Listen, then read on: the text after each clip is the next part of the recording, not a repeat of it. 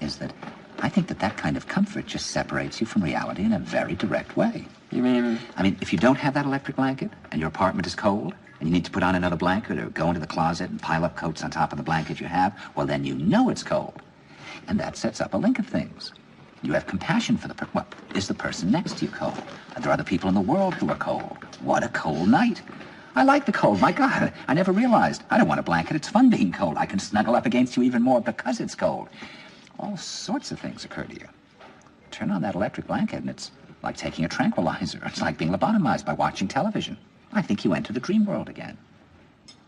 I mean, what does it do to us, Wally, living in an environment where something as massive as the seasons or winter or cold don't in any way affect us?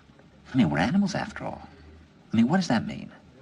I think that means that instead of living under the sun and the moon and the sky and the stars, we're living in a fantasy world of our own making. I mean, really, tell me, why do we require a trip to Mount Everest in order to be able to perceive one moment of reality? I mean, is Mount Everest more real than New York? I mean, isn't New York real? I mean, you see, I think if you could become fully aware of what existed in the cigar store next door to this restaurant, I think it would just blow your brains out. I mean, isn't there just as much reality to be perceived in the cigar store as there is on Mount Everest? I mean, what do you think? You see, I think that not only is there nothing more real about Mount Everest, I think there's nothing that different in a certain way. I mean, because reality is uniform in a way, so that if your perceptions are, if your own mechanism is operating correctly, it would become irrelevant to go to Mount Everest and sort of absurd because, of course, on some level, obviously it's very different from a cigar store on 7th Avenue. But Well, I agree with you, Wally. But the problem is that people can't see the cigar store now. I mean, things don't affect people the way they used to.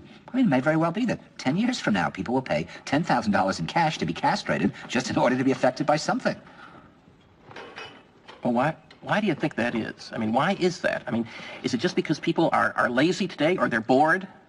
I mean, are we just like bored, spoiled children who've just been lying in the bathtub all day, just playing with their plastic duck, and now they're just thinking, well, what can I do?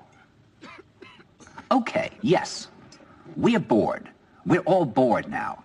But has it ever occurred to you, Wally, that the process that creates this boredom that we see in the world now may very well be a self-perpetuating, unconscious form of brainwashing created by a world totalitarian government based on money, and that all of this is much more dangerous than one thinks, and it's not just a question of individual survival, Wally, but that somebody who's bored is asleep, and somebody who's asleep will not say no?